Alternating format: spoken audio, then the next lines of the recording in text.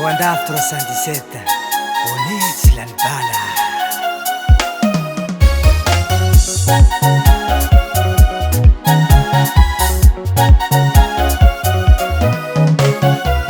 Haiku tsale fazambala mitale, haiku zamali mimula champitale, karulo dala tenga simitume minulo, alikum yafi bahana ya gora manzare.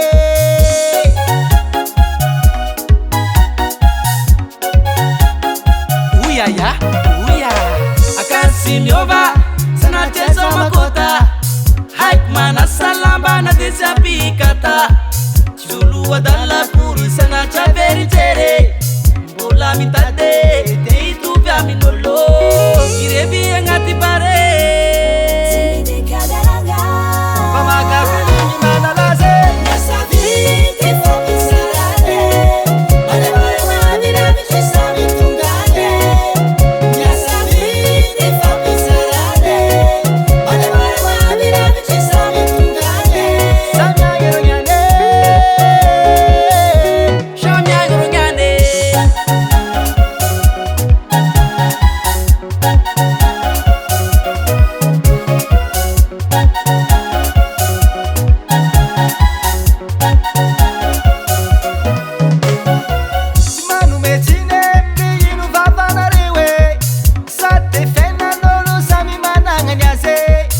Mananga loba, karasana kateba, akaza mifanga bani pakila ulu mirachane.